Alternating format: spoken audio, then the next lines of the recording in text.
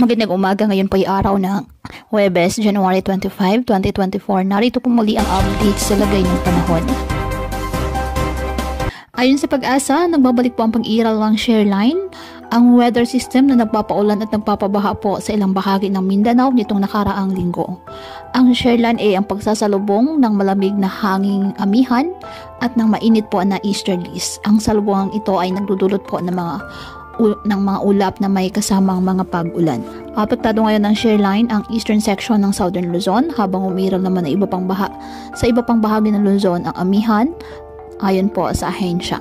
Samantala, walang bagyo o low pressure area na monitor sa loob ng ating par na maaaring makaapekto sa ating lagay ng panahon. Dahil naman sa amihan, nakataas ngayon ang gale warning sa maraming baybayin tulad po ng Ilocos Norte, Ilocos Sur, La Union, Pangasinan, Batanes, Cagayan, Isabela, Aurora, Northern Quezon kasama ng Polillo Islands, Calaguas Islands, Rapu-Rapu Island, Northern and Eastern Coast of Catanduanes, Eastern Coast of Sorsogon, Northern and Eastern Coast of Northern Samar, at Eastern Coast of Eastern Samar. Ngayong araw, asahan ng pagulan sa ilang bahagi ng Southern Luzon at Visayas. Uulan din ilang bahagi ng Northern Luzon at Aurora. Posible din ang maulan sa ilang bahagi ng bansa, particular na sa Southern Luzon at Visayas sa hapon.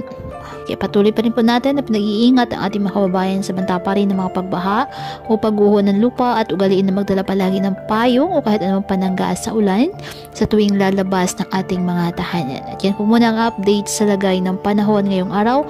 Muli patuloy po tayo na mag-ingat at palaging tandaan, God loves you. Stay safe and God bless.